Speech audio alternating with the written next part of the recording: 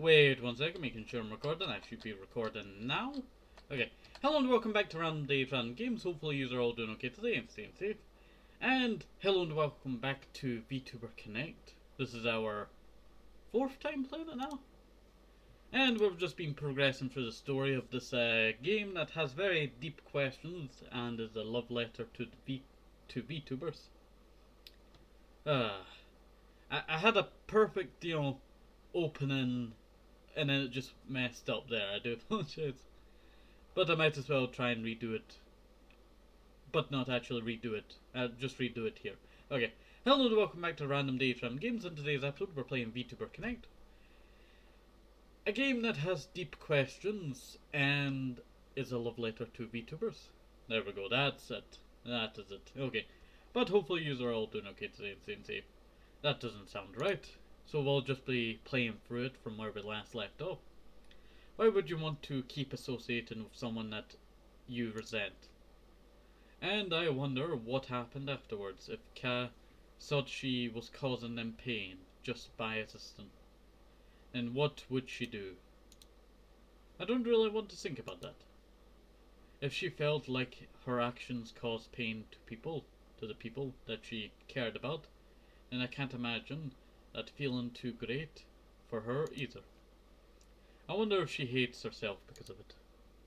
Every glimpse I get into Ka's thoughts, the more confused I get.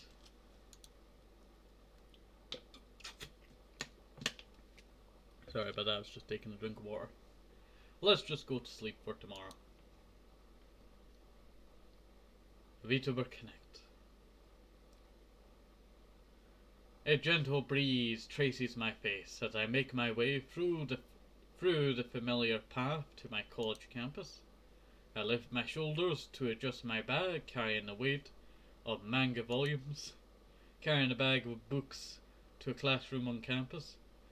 It's almost like I'm back a couple of months to when the classes are active. I'm not used to seeing the campus so peaceful. Usually I would see people swarm in this area to get to their next class or get back home. I can appreciate this calm, quiet atmosphere or ambience. I pause at the sight of a vending machine off to the side of a walkway. I guess I could get a coffee for Kara. Maybe that'll bring some life to her eyes. I arrive at the door to the room that Cass specified. I don't hear anything inside. Not that I expected to hear anything. Cass probably just staring out the window, thinking to herself. I slide the door open and scan the contents of the room. In the center of the room is the familiar figure of Ka. She is sitting at a desk and has her head resting on her arms. Her eyes are closed, and her body slowly moves at the rhythm of her breaths. She's sleeping. Yes, I know that. I know that sleeping position. Best sleeping position for on the desk. I was trying to remember something there. Okay, guess I'm a bit early, but I wouldn't expect her to just fall asleep in a classroom before she's about to meet someone. She also doesn't seem like the type of person to want anybody to catch her sleeping. I close the door behind me and make my way over to Ka, debating on whether I should wake her up. The outline of her face makes itself clear as I walk along the side of the classroom. There was a calm innocence that's a stark contrast from her usual deadpan, cynical but playful demeanour. But there was also a faint sadness to it, a almost wistful. I've never seen that word or heard it before. I don't think so. Longing. As I walk across the classroom through the desk, reflections of delight start to reveal themselves near Ka's eyes. I notice the tear stains that create a trail from each of her eyes. Is she crying? I freeze in place, unable to process the scene. Feeling of sorrow and uncertainty wash over me as I collect my thoughts, and I'm unable to take any action other than to watch the faint glimmer of light from the teardrops at the corner of her eyes. Seeing her like this, she looks so vulnerable and fragile, like she could just collapse at any moment. Maybe that's why I'm afraid to reach for her, because she could give way at the slightest touch. Is she dreaming about something? Or did something happen recently? What can I do for her? I really am pathetic. Kaz in front of me, potentially going through some harsh circumstances. And I'm here having such selfish thoughts. Sorry, my nose is going.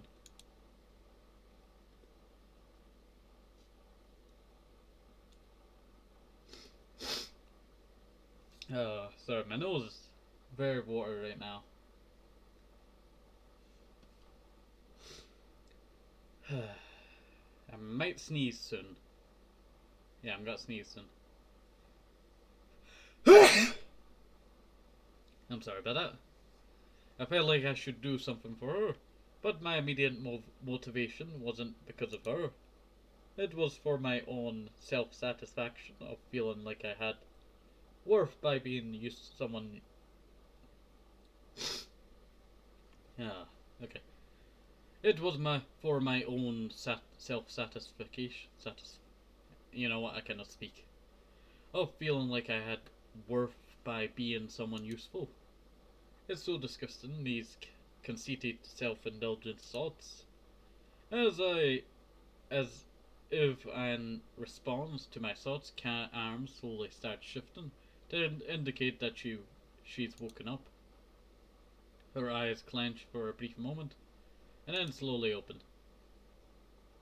She slowly rises as she brings the back of her hand to her eyes, immediately noticing moisture of the tears as she makes contact. Her calm sadness quickly transforms into panic as she turns her head and immediately notices my presence. It's hard to tell exactly what is behind her expression. Is it desperation or maybe even fear? Kat quickly turns her head and wipes her face on her sleeves. She turns her head back to me. If you apologize right now, then it's not too late for forgiveness. Her remark takes me off guard because of a sudden shift in her demeanor. Sorry? Normally I would have taken a jab back, but I am still sensitive to the scene I had just witnessed. Are you worried about me? Don't be. That was just nothing. I was just having an emotional dream. I dreamt that I lost the gacha. Oh, sorry about that. Lost the gacha for my favorite character, and it was her last banner. It was terrible. I can't bring myself to smile at her joke.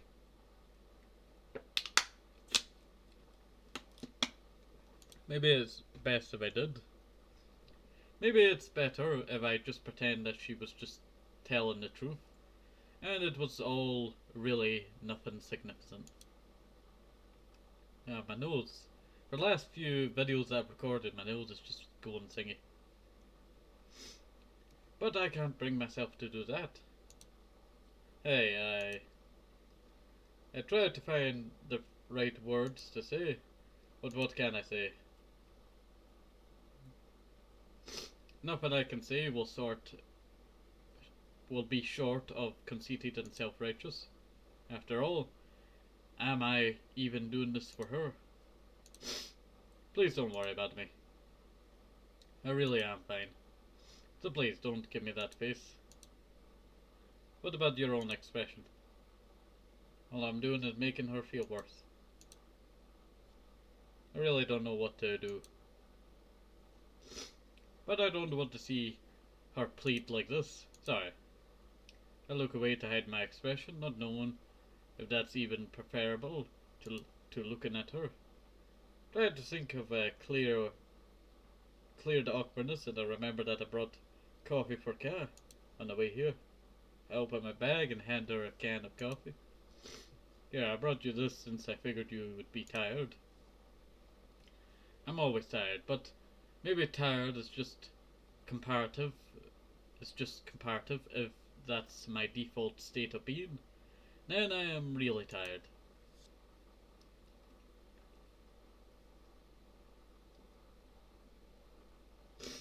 Sorry, my nose is just going so bad now. Yes, by all reasonable interpretations, I would still consider you to be tired. I might sneeze again.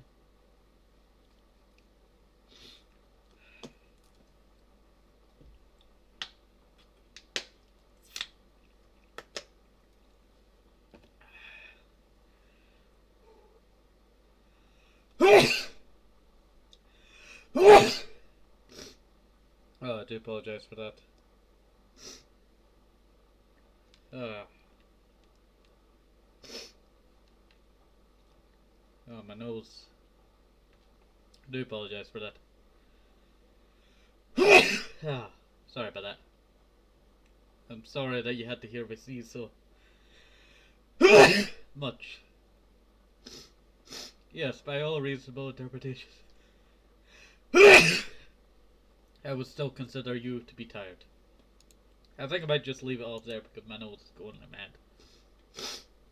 And when I say safe, I'm just happy, maybe if it's a brush, just to keep it available. And stay safe.